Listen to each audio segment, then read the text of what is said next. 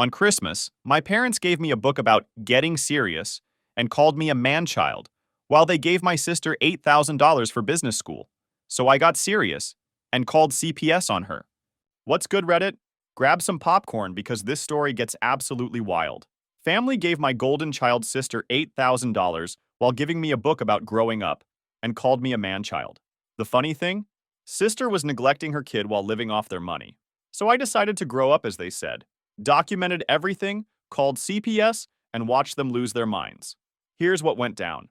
I'm 29 male and just had the kind of Christmas that should have been filmed by HBO. My sister Jess gets handed an envelope with $8,000 cash for her MBA application fees. I open mine and find a paperback titled Time to Get Serious, a 30-something's guide to real life. Yeah, that's how this started. No joke, the cover has a cartoon of some guy in pajama pants at 2 p.m., surrounded by anime figurines and 3 empty monster cans. Subtle, right? My mom leans over all proud like she's discovered my personal Bible. Starts explaining how the author really gets guys like you, like I'm some case study from a failed Reddit AMA.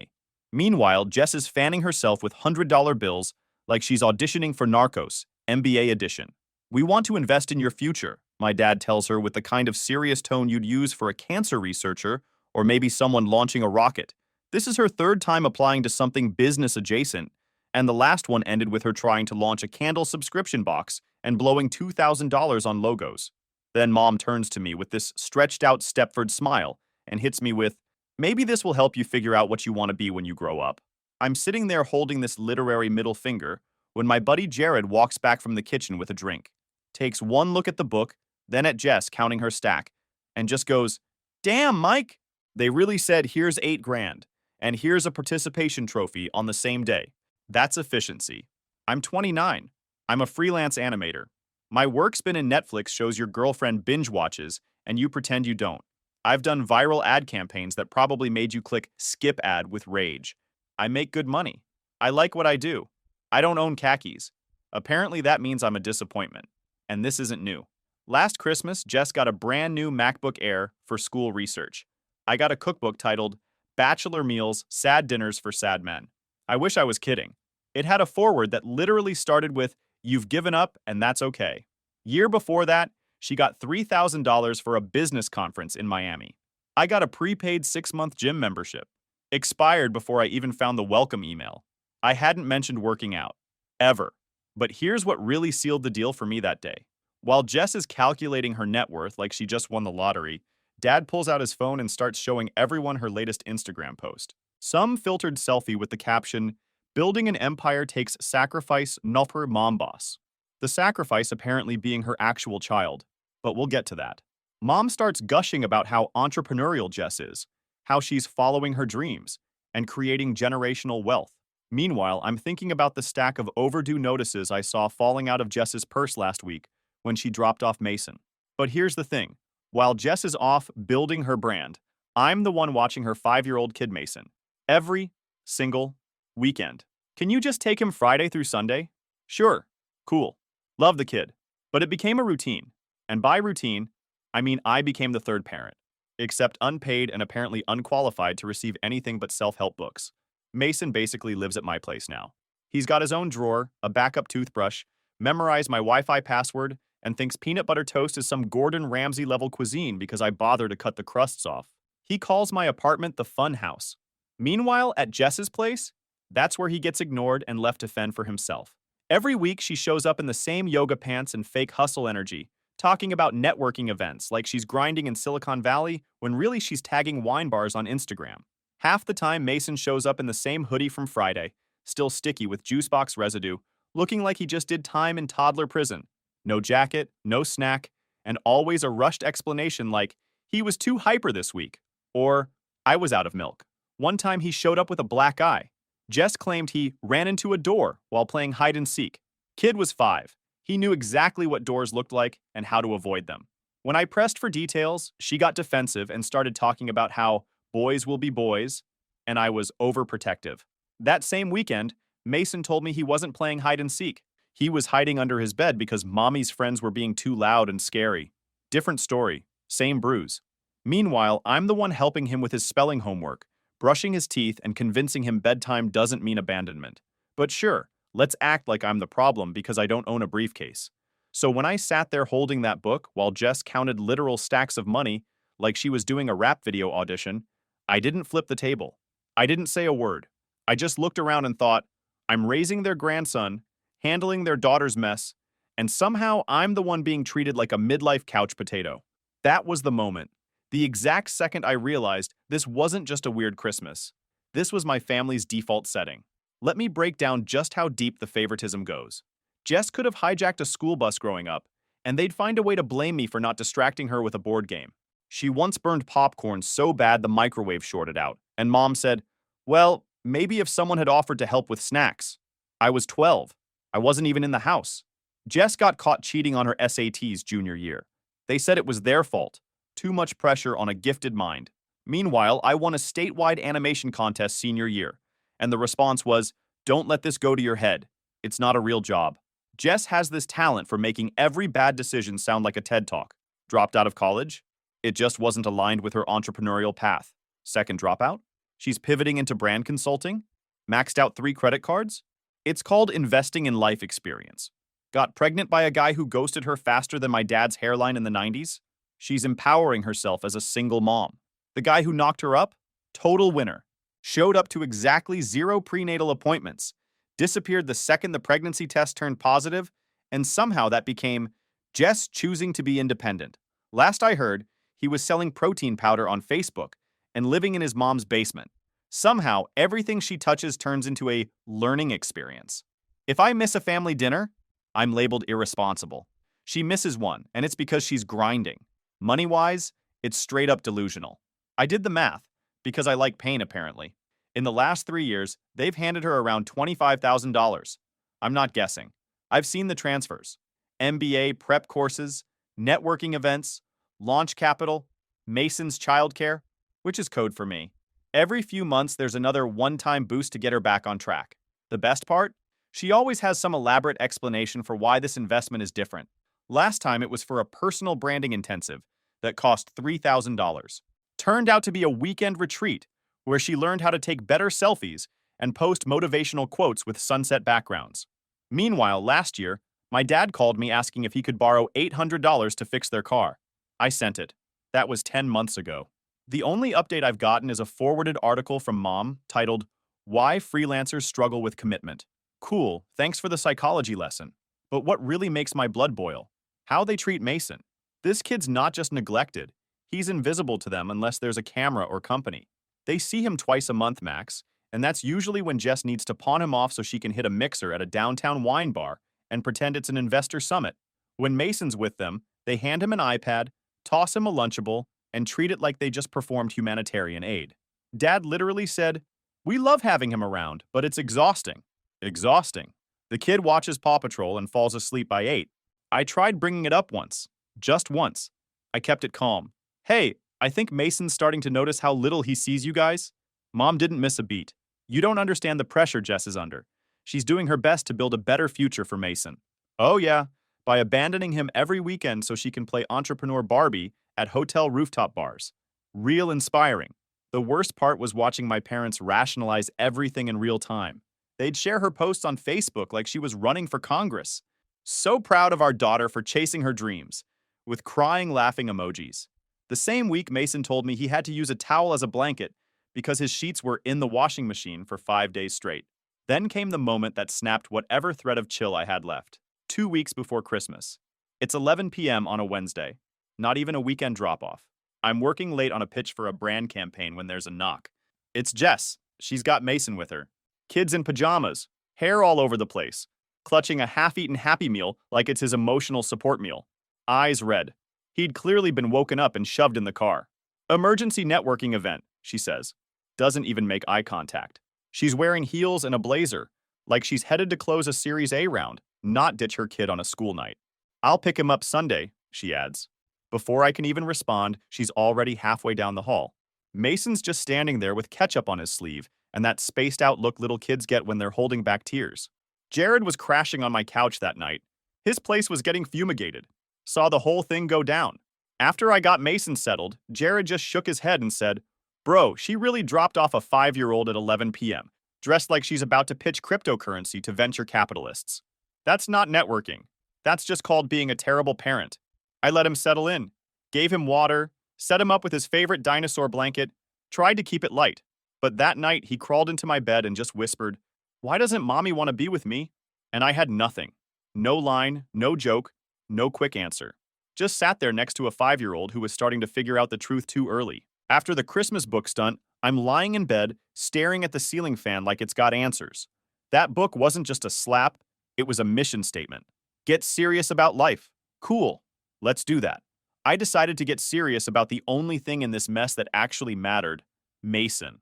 So I cracked open a fresh notebook, labeled it Custody Journal just to keep myself motivated. Started logging everything. Every drop-off Jess made. What time. What Mason was wearing. What mood he was in. If he'd eaten. If he had homework. If he had a backpack. Or just showed up with whatever toy she found in the car that day. I even tracked my parents. Anytime they made excuses for Jess. Anytime they played dumb about where their grandson was. Anytime they made little passive comments like, "Jess is really putting in the work," while I was literally folding Mason's tiny socks in my living room. Every "mommy was too busy," every time he showed up with a loose tooth and no idea how it happened, every Friday she'd say, "It'll just be for tonight," and vanish until Sunday at 8 p.m. or worse. That's when I looped in my buddy Carlos, dude from work who went through a messy custody war with his ex. Real sharp guy, divorced dad, been through hell and came out holding receipts. I gave him the overview while we were rendering out a client preview one night. His exact words, "Bro, what you're describing isn't babysitting. That's abandonment with extra steps. Like DoorDash, but for children."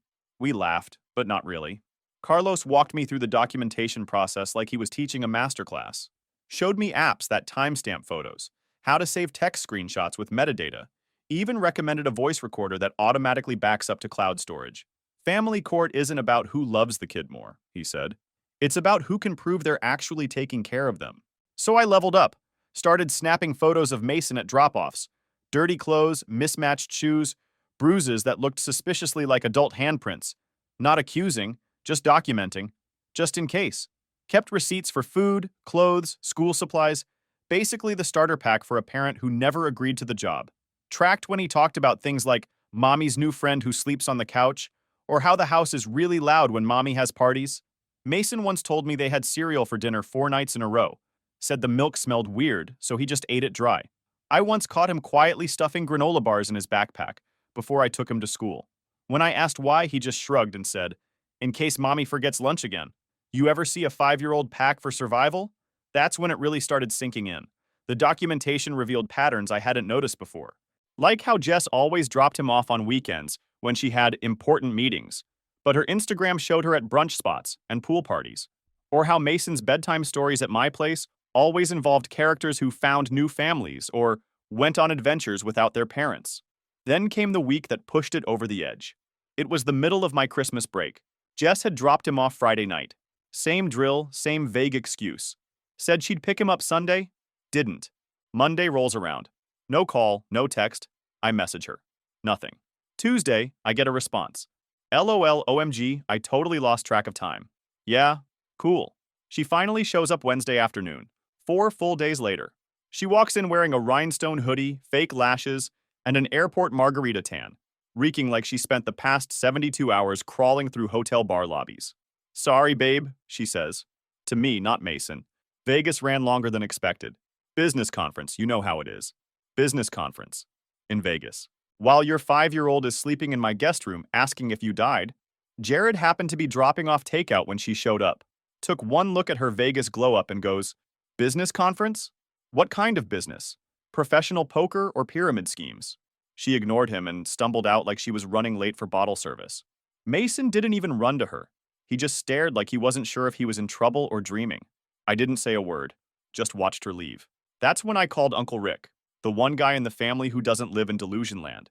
Rick's a social worker, been in the system 20 years, deals with cases way uglier than ours on the regular. I laid it all out. Everything I'd documented, all the drop-offs, the missed pickups, Mason's stories, the Vegas stunt, all of it. His response? "Mike, this kid is being neglected, and you're enabling it by being the safety net." That one hit, but he wasn't wrong.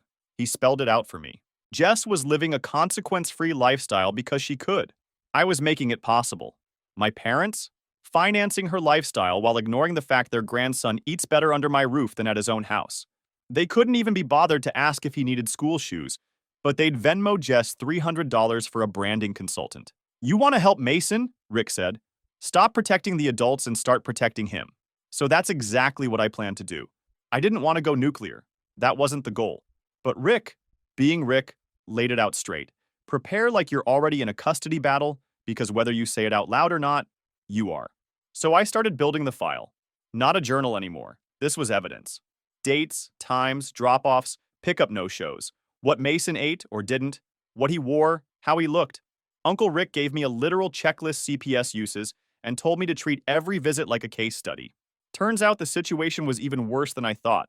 In 3 months, Jess had dropped Mason off 47 times, most of them with just a couple hours as the excuse.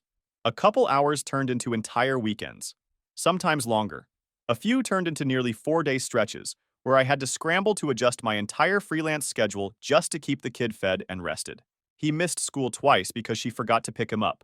I had to handle getting him to school on those days, explaining to teachers that I was his emergency contact while Jess was dealing with a family emergency. He started losing weight. I thought maybe he was going through a growth spurt, but then I opened his lunchbox one day. Just a granola bar, a Ziploc of dried Cheerios, and a slice of bread with no spread. No note, no fruit, just sadness wrapped in foil. Meanwhile, she's out here posting charcuterie boards and espresso martinis with the caption, "Fueling my empire." But the biggest weapon in this mess? Mason himself. Kid's sharp. He notices everything. Started opening up in ways that would have made a therapist sit up straight. Mommy's friend slept on the couch again. He smelled like the garage. Mommy said I had to stay quiet because she had a meeting on the computer, but she was in the bathtub with her phone. She said not to open the door if anyone knocked, even if it was the neighbor. He talked about eating cereal for dinner 4 nights in a row, and not the fun kind. Off-brand cornflakes in a chipped bowl. No milk, just water, because Mommy said the fridge was broken. One night he casually showed me his arm. Little bruise, round and faint, but with obvious finger marks. Said one of Mommy's friends grabbed him because he was being too loud during the business meeting. Business meeting. That's what she called it. At 10:30 p.m. in the living room, with music playing loud enough to rattle the walls. That was the moment I stopped feeling guilty about what I was planning. I started recording. Every handoff. Every pickup. Mason's condition when he showed up. On camera. I set my phone to auto-record with a timestamp every time she rang the bell. Started saving text threads, voicemails, even that one time she called me overdramatic for asking if she packed Mason's inhaler for the weekend. The inhaler thing was its own disaster. Kid's got mild asthma. Nothing serious, just needs his rescue inhaler during allergy season or if he gets too worked up. Standard stuff. But Jess kept forgetting to pack it. First time, I figured it was an honest mistake. Called her to remind her. Oh yeah, totally forgot. He probably won't need it anyway. Second time, I had to drive to her place to get it, because Mason was wheezing after we walked to the park. Third time, I just bought him a backup inhaler to keep at my place. When the pharmacist asked about insurance coverage, I realized I'd never seen Mason's insurance card. Jess had misplaced it months ago. I built a digital timeline that would make a prosecutor weep, organized it all in folders. Timestamps, dates, photos, voice memos, receipts, everything. Rick went through it like he was prepping for a court case. His verdict? You've got enough here to bury her in the enablers. The beauty of it was, I didn't change a thing on the surface. Still played the helpful uncle. Still welcomed Mason with a smile, made pancakes, read bedtime stories, packed him lunches, helped him with spelling. I didn't argue, didn't push. I kept my head down while stacking evidence like a damn forensic accountant. And my parents? Still blindly writing checks. Still sipping the Jess Kool-Aid like it was vintage wine. Dad actually bragged to his golf buddies. Jess is building something huge. She's got investors now. Meanwhile, Mike's still drawing cartoons in his pajamas. Right, cartoons. Meanwhile, their grandson was living in my guest room, asking why Mommy didn't want to come to his school play. But sure, tell yourself Jess is launching the next Fortune 500 brand while I'm doodling in a basement somewhere. Whatever helps you sleep at night. New Year's Day. While most people were sleeping off champagne and pretending they were going to start eating kale, I was still dealing with the same problem I'd been handling solo for 5 straight days. Mason. Jess shows up around 2 p.m. Sunglasses on, hoodie up, fake leather leggings, phone glued to her hand. No apology. No, hey, how's my son? Just a casual, hey, where's my little man? Mason sees her and freezes. Then he runs and hides behind me, arms wrapped around my leg, refusing to let go. He starts crying. Not a tantrum cry. Real. Scared crying. Kid was shaking. Jess groans, clearly annoyed. Walks over and grabs him by the wrist to pull him toward the door. That's when I see it. Fresh bruises. Right on the inside of his wrist. Thumb marks. New. Red. I step in front of her. Stop, I said. We need to talk. She scoffs. About what? You've been acting weird since Christmas. Just hand over my kid. Your kid? When's the last time you spent more than 24 hours with him? That's when she loses it. Full DEFCON 1. Starts yelling in the hallway like I just accused her of murder. You have no idea what I go through. You think you're better than me because you draw cartoons in your apartment? I'm out here building something real for my son. You just babysit. You don't know what it's like to be a single mother. Meanwhile, Mason's crying harder now, squeezing my arm and flinching every time she raises her voice. I glance at the neighbor's door peeking open. Great. Now they've got a front row seat to dysfunction theater. I didn't scream back, just looked her dead in the face and said, take him, but we're done with this arrangement. She muttered something under her breath, probably a threat, and dragged Mason off. I watched them walk down the hallway. He kept looking back at me like he was being led off to prison. Door closed. I made the call. Took less than 5 minutes. I gave them my documentation, forwarded photos, timestamps, voicemails, texts, everything. By the end of the day, Sandra, the caseworker assigned to the case, was on the phone with me. Mid-50s, no BS voice. Probably seen every kind of nightmare in the system. Based on what you've sent, she said, we're opening a file. We'll be doing an unannounced home visit within 48 hours. She wasn't bluffing. 2 days later, they showed up at Jess's apartment. What they found was basically everything I feared, wrapped in the worst kind of confirmation. Fridge was almost empty, except for expired yogurt, 3 cans of hard seltzer, and some mustard packets. No milk, no fruit, nothing for a kid. Mason's bed? Didn't exist. Just a stained mattress on the floor with no sheets. Meanwhile, Jess had a king-sized bed with LED lights and a wall-mounted flat screen, straight out of a TikTok room tour, paid for with mom and dad's empire-building money, of course. Even better, drug paraphernalia in the living room? Nothing subtle, not even hidden. Her business associates apparently couldn't be bothered to clean up after whatever late-night networking they'd been doing. Sandra called me that afternoon. We're removing the child pending investigation, she said. Are you willing to take emergency custody? Didn't even have to think about it. Yes, absolutely. That's when it became official. Mason was mine, for now. I had emergency custody, legal paperwork, actual authority, and suddenly the people who treated me like a joke were scrambling. The explosion from my family was instant, nuclear. My phone lit up like Times Square. Didn't answer a single one. By midnight, I finally checked the voicemails. Honestly, I wish I'd recorded them. Could have made a solid case study on delusional family dynamics. Mom, how could you do this to your sister? You've ruined her future. This could follow her for the rest of her life. Dad, you destroyed our family over jealousy. We are ashamed of you. Jess, you psycho freak. You stole my kid. I hope you rot. I'm coming for you, and I will make you pay for this. Not a single one of them asked how Mason was doing. Not one. Not, is he safe? Not, does he need anything? Just rage. Entitlement. Like I broke some unspoken contract that allowed Jess to ruin a child's life in peace, as long as no one said it out loud. Well, I said it. Loud and clear. And now the clock was ticking. Next week, straight mob movie energy. My parents went full scorched earth, hired Jess a lawyer, some overpriced suit with a website full of buzzwords like father's rights advocate, despite representing her. No clue where the money came from. My best guess, second mortgage or drained retirement fund. Probably both. All to defend a woman who thought business plan meant buying a ring light and filming wine reviews. Then they came for my career. Started cold calling my clients, my actual paying clients, told them I was unstable, unhinged, going through a mental episode, and dragging a child into a personal vendetta. One of my biggest clients, a streaming service that drops me $5,000 per project, gets a call from someone claiming to be a concerned family member. This person, probably mom, using her fake soft voice, tells them I'm in a custody dispute and that they might want to consider the optics of working with someone who's mentally deteriorating. Real subtle. Luckily, my point of contact over there is solid. She called me directly. Hey, Mike, I just got a weird call from someone pretending to be your aunt or sister or something. Are you okay? I explained the situation. Sent her some documentation. Her reply. Say no more. I've had in-laws. Carry on. So that attempt tanked. But they didn't stop. They tried my landlord next, filed a complaint claiming I was running an unlicensed daycare out of my apartment. Not exaggerating. Said there were children being dropped off in groups and strangers loitering in the halls. My landlord called me confused as hell. Dude, do you run a preschool? Nope. Just one neglected kid and a Target shoe rack full of Hot Wheels. The complaint also mentioned excessive noise from children's programming at inappropriate hours. Translation: Mason watches cartoons on Saturday mornings. Apparently that's grounds for eviction in their fantasy world. Then they tried the licensing board. Fun fact, there is no licensing board for freelance animators.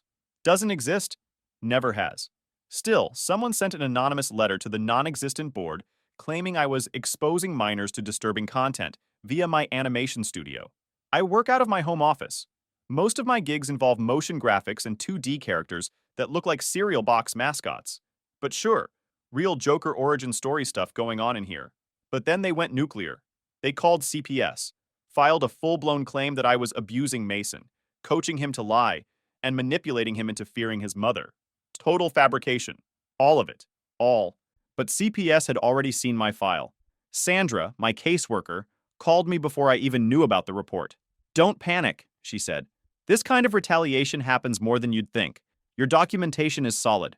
Home check was perfect. And Mason? He's thriving. They're just angry the gravy train got derailed. Then came the court hearing. Jess rolled in late, of course. Wearing a $500 outfit she absolutely didn't buy herself. Hair professionally done, fake lashes, designer shoes, like she was auditioning for Real Housewives of Family Court. Jared came with me for moral support. Guy took one look at Jess's courtroom cosplay and whispered, "She's dressed like she's about to accept an Oscar for Best Mom. This should be good." Her lawyer tried to paint me as some jealous, overinvested uncle who weaponized CPS to punish his sister. Said I was emotionally unstable and inappropriately obsessed with Mason's well-being. Then Sandra took the stand. She didn't just present the facts. She unloaded the cannon, brought photo evidence of Mason's bruises, videos of him talking about being left alone for hours, texts from Jess literally saying things like, "Take him this weekend, I've got plans." Medical records showed Mason had gained 8 pounds in 2 weeks of proper care. Blood pressure stabilized. Sleeping through the night. No signs of malnourishment. The pediatrician's report even said, "Child presence is more emotionally regulated and secure in current environment." The judge's face went from bored to furious in less than 5 minutes. "Ms. Patterson," he said, "your son has been essentially abandoned for months while you pursued recreational activities funded by your parents. Custody remains with Mr. Patterson, pending your completion of parenting classes and regular random drug testing. Visitation will be supervised until further notice." Jess, completely unhinged, screamed that I manipulated the whole system, that I hacked Mason's brain like I was some kind of child-stealing wizard, claimed I ruined her life, her career, her chance to rebuild. Security had to escort her out while she was still mid-rant. "I'll sue you!" echoing down the hallway like she was being carted off to Arkham. As we're walking out, Jared just shakes his head and goes, "She really accused you of hacking a 5-year-old's brain, like you're some kind of toddler cybercriminal. That's a new one." My parents sat there pale and silent. 40 years of delusion crumbled in a courtroom in under an hour. The golden child? Stripped bare in front of a judge. The disappointment? Now the legal guardian of the only person in the family who deserved better. It's been 3 months since the hearing. 3 months of silence, tension, and watching karma work overtime. Mason's officially living with me. Legal, documented, sealed with a judge's signature. Meanwhile, Jess is out here trying to cosplay as a responsible adult and getting dragged by reality at every step. First, the court told her she needed a real job. No more buzzwords, no more brand building from a wine bar. The handouts from mom and dad dried up, mostly because there's nothing left to give. So now she's clocking in at a downtown marketing firm, pulling $18 an hour. Pretty sure it's her first real job since high school. The girl who once said she could never survive in corporate America is now stuck in a cubicle surrounded by coffee-stained spreadsheets and people named Chad who live for reply all emails. Her Instagram turned real quiet. No more filtered shots of mimosas with captions like, "My office for the day." Now its angry story rants about toxic work environments and bosses who don't understand visionary thinkers. The parenting classes, wrecking her. Apparently it's hard to be a natural mother when you're asked to explain what a bedtime routine is and how often you should be feeding your child. Court-appointed instructor didn't hold back. Filed a report saying Jess is resistant to feedback, emotionally reactive, and struggles with accepting responsibility. Translation: she's failing parenting 101 and arguing with the professor. But the real finale? My parents are broke, not struggling, broke. They mortgaged their house to pay Jess's legal bills, then wiped out Dad's retirement fund trying to buy her a second chance. Mom had to dust off her old resume and take a part-time retail job at Target. You know, the same woman who used to lecture me about financial discipline because I bought a gaming chair. They tried to reconcile once. Just once. Showed up at my apartment looking like they hadn't slept in a month. Dark circles. No confidence. Holding some sad grocery store cookies like that was gonna fix anything. Can we put this behind us for the sake of the family? I asked. Which family? The one where you bankrolled her while she abandoned her kid? Or the one where Mason finally eats 3 meals a day and doesn't cry himself to sleep? They left without finishing their tea. Haven't heard from them since. Mason, though? Kid's killing it. He's in therapy now, working through the stuff no 5-year-old should even know how to describe. He's gaining weight, sleeping soundly, and his teacher told me he's more focused and confident than she's ever seen him. His bedtime routine is clockwork. We read, we brush, we talk about Pokemon, and he knocks out by 8:30 like it's a sport. He still sees Jess twice a week. Supervised visits. She shows up late half the time, always dressed like she's about to film a YouTube haul, and spends most of the visit scrolling through her phone and pretending she's closing deals. Mason comes back asking why Mommy seems sad all the time. I just tell him adults need time to figure stuff out. No point explaining what denial and ego look like at age 5. She's supposed to earn overnight visits once she completes everything. Parenting course, consistent job, no failed drug tests. Let's be honest, that's not happening. Jess has never finished anything in her life that didn't have instant gratification attached to it. Real parenting? Too hard. No likes, no filters, no applause. Meanwhile, my work's never been better. Not juggling crisis mode gives you bandwidth. Who knew? Signed a 6-month contract with a major studio that'll lock in income for at least 2 years. Already reinvested in new gear. Got Mason a desk in my office for his homework. We keep each other on schedule. Uncle Rick swings by every weekend like clockwork. Brings takeout. Helps Mason with reading. Sometimes falls asleep watching football on my couch. Mason calls him Grandpa Rick. That hits harder than I expected. Rick pretends he doesn't cry when he hears it. He's bad at pretending. Jared still comes by most Fridays. Brings pizza and roasts my parenting skills like he's a stand-up comedian. Last week he told Mason, "Your uncle's pretty good at this dad thing for someone who used to eat cereal for dinner every night." Mason thought that was hilarious. Last week Mason asked me, "Mike, when I grow up, can I be like you instead of like Mommy?" Didn't say much. Just ruffled his hair and told him he's already doing fine. And that book? Time to Get Serious. Still on my shelf. Used as a coaster now. The family group chat still exists. Nobody uses it. Jess hasn't posted any business trip selfies lately. My parents occasionally drop in photos of their backyard tomatoes, like that makes up for 4 decades of enabling dysfunction. I only reply if Mason wants to send them his art or a school update. That's it. Civil, distant, controlled. Kid's smart. He knows something changed. He just doesn't know why Mommy and Grandma and Grandpa don't come around anymore. I'm not in a hurry to explain. What do you think, Reddit? Some folks say I went too far. That family's family and you're supposed to keep the peace no matter what. But peace doesn't mean letting a kid grow up ignored. Peace doesn't mean being silent while someone else sinks. Mason deserved better. So I burned the bridge. Then I built him a new one.